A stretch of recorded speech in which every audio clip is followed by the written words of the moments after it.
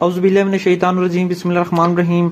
तो आज की इस वीडियो में हम बात करेंगे कि हम गंदम से रिकॉर्ड पैदावार किस तरह से हासिल कर सकते हैं, उसके बुनियादी असूल क्या हैं, दर्जा हरारत कैसा होना चाहिए, वक्त काश्त कैसा होना चाहिए, शरा बीज का इस्तेमाल और खादों का इस्तेमाल वगैरह। तो नए आने वाले तमाम दोस्तों से गुजारिश है, वीडियो अच्छी लगे तो चैनल को लाइक और सब्सक्राइब जरूर करें ताकि आने वाली हर वीडियो का नोटिफिकेशन आपको मिल सके। वीडियो थोड़ी सी लंबी हो सकती है, बराए मेहरबानी आपने वीडियो पूरी समझनी है, देखनी है, ठीक है।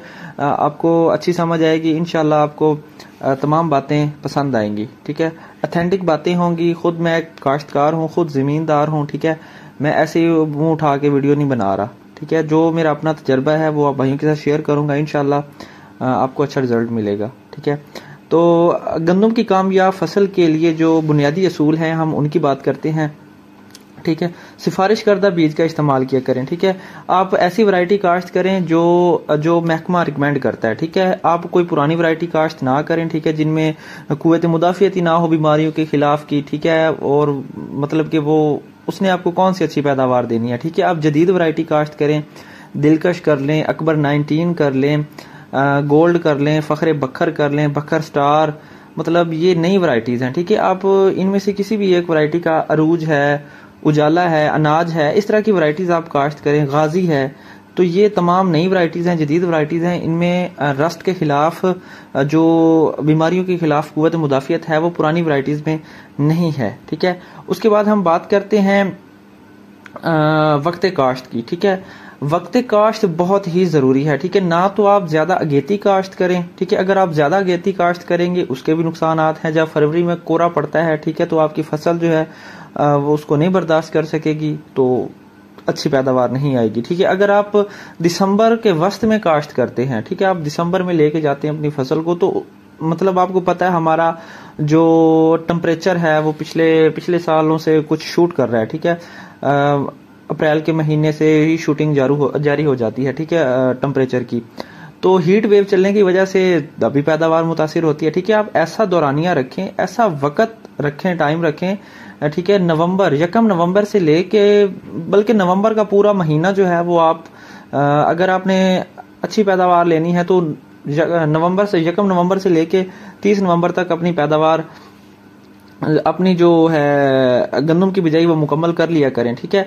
अगर आप थोड़ा सा लेट हो गए किसी वजह से, या आपकी कोई और फसल खड़ी थी या लेट हो गई, किसी लेट होने की वजह से आप फिर उसको ज्यादा से ज्यादा 10 दिसंबर तक लेके जा सकते हैं, ठीक है। अब बात करते हैं कि शरा बीज कितना होना चाहिए फी एकड़ अच्छी पैदावार हासिल करने के लिए। अगर आपने अगेती काश्त करनी है, ठीक है, तो अगर बजरिया ड्रिलिंग काश्त करनी है तो आपने 40 से 45 किलोग्राम फी एकड़ के हिसाब से आपने बीज का इस्तेमाल करना है, ठीक है, बजरिया ड्रिल, ठीक है। अगर आपने छट्टा करना है, ठीक है, तो 50 से 55 किलोग्राम बीज जो है वो काफी है फी एकड़ के लिए, ठीक है। अगर आपने पछेती काश्त करनी है, मतलब आप दिसंबर में काश्त कर रहे हैं या 20 नवंबर 25 नवंबर को, तो आप 55 से 60 किलोग्राम फी एकड़ के हिसाब से बीज इस्तेमाल कर सकते हैं, ठीक है। इससे आपको अच्छा रिजल्ट मिलेगा।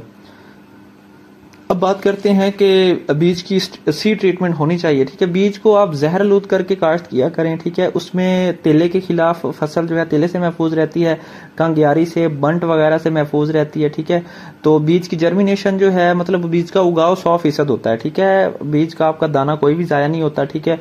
और उसको बीज को उल्ली भी नहीं लगती, ठीक है। कुछ जिधर वतर कम होती है, कहीं अक्सर बीज ऐसे होते हैं जो रह जाते हैं, ठीक है। जब आप बाद में पानी लगाते हैं तो निकल आते हैं बाहर। तो मेहरबानी करनी है, आपने सीड ट्रीटमेंट लाजमी करना है, ठीक है। चावल के इलाके में जहां चिकनी जमीनें हैं, पानी खड़ा रहता है, वहां पे कोशिश किया करें कि पटड़ियों पर काश्त किया करें, ठीक है, उसको गंदम को, ठीक है। उससे आपकी जो पानी की ज्यादती की वजह से जो फसल जो है वो पानी से महफूज रहेगी, ठीक है। तो आपकी पैदावार मुतासिर नहीं होगी, ठीक है। अगर आपने खड़ी कपास में या खड़े धान में आपने छट्टा करना है तो 60 से 65 किलोग्राम फी एकड़ के हिसाब से आपने छट्टा करना है, ठीक है। और अब बात करते हैं खादों के शेड्यूल की, कि खादें कितनी कौन सी इस्तेमाल करनी चाहिए, ठीक है। अगर आपकी हल्की मैरा जमीन है, मतलब अगर आपकी कमजोर जमीन है, ठीक है, तो आपने 2 बोरी DAP, ये कमजोर दर्जे की जमीन के लिए आप 1-1.5 बोरी भी कर सकते हैं। वो आप मतलब जितनी महंगी फास्फोरस हो चुकी है ये तो आप पे डिपेंड करता है, ठीक है। 2 बोरी DAP, ठीक है, 1 बोरी साथ MOP म्यूरेट ऑफ पोटाश, ठीक है। साथ आधा बैग यूरिया का, ये आपने बिजाई के वक्त इसको नीचे से देना है, जो कमजोर दर्जे की जमीन है उसको। साथ 50 किलोग्राम 50 से 55 किलोग्राम फी एकड़ के हिसाब से बीज छटा करके उसको आपने काश्त कर देना। अगर बजरिया ड्रिलिंग कर रहे हैं तो ड्रिल में भी आप इतना इस्तेमाल कर सकते हैं, ठीक है। और अब उसके बाद बात करते हैं जो दरमियाने दर्जे की जरखेज जमीन होती है, ठीक है, उसमें आपने ऐसा करना है, ठीक है, 1 से 1.5 बोरी काफी है, ठीक है। अब 1 से 1.5 बोरी जो है वो DAP की इस्तेमाल करें। साथ 25 किलोग्राम यूरिया, 1 बैग जो है SOP का। आप MOP भी ऐड कर सकते हैं, जो दरमियाने दर्जे की जमीन है उसमें आप MOP भी ऐड कर सकते हैं, ठीक है, म्यूरेट ऑफ पोटाश। SOP ना भी डालें, MOP डाल लें तो भी बेहतर है, अगर डालनी है तो 25 से 50 किलोग्राम SOP भी डाल लें, ठीक है। अब बात करते हैं भारी मैरा, यानी कि जो ज्यादा जरखेज जमीन होती है, चिकनी सॉइल जो होती है वो ज्यादा ताकत की हामिल होती हैं, वहां पे पैदावार भी अच्छी रहती है, धान की फसल बहुत अच्छी होती है, ठीक है।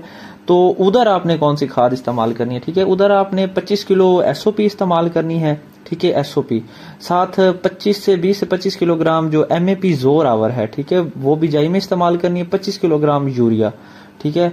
तो ये 3 चीजें आपने, क्योंकि ये ताकत वाली जमीन है, इसको कम खुराक की जरूरत होती है, ठीक है। आपकी फसल जो है इसमें ऑलरेडी मतलब पोटाशियम भी होती है, फास्फोरस भी होती है, नाइट्रोजन तो बिल्कुल हमारी जमीनों में उसका दर्जा बहुत कम है, ठीक है, मतलब कि वो थोड़ी है, पाई नहीं जाती।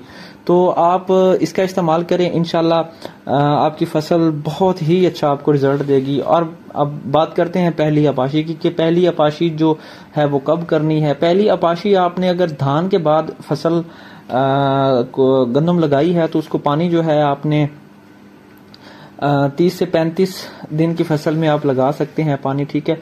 आपने पहले अपाशी पे 1 बैग जो है 1 से 1.5 बैग जबरदस्त यूरिया, ठीक है, उसको आपने छट्टा कर देना है, ठीक है। वत्तर में आपने फिर 25 से 50 किलोग्राम जो है यूरिया वो डाल देना है, ठीक है।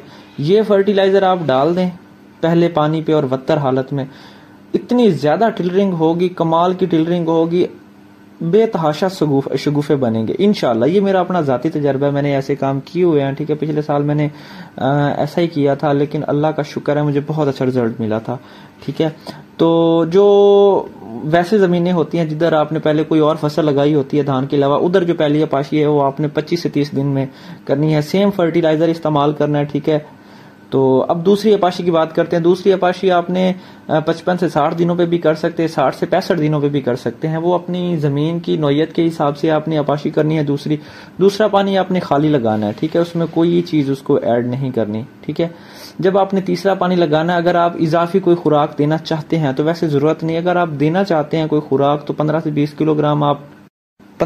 किलोग्राम आप कैन गवारा डाल सकते हैं। आप उसके साथ तकरीबन 10 से 15 किलोग्राम जो MAP जोर आवर है उसका इस्तेमाल कर सकते हैं। साथ जो पोटाशियम नाइट्रेट है आपने उसका इस्तेमाल लाजमी करना है, ठीक है। आप 12 से 25 किलोग्राम फी एकड़ के हिसाब से, ये तो आपकी अपनी जेब के हिसाब से है, अगर आप ऐड करना चाहें तो ठीक है, नहीं तो 12.5 किलो फी एकड़ के हिसाब से पोटाशियम जरूर फ्लड करें तीसरे पानी पे, ठीक है।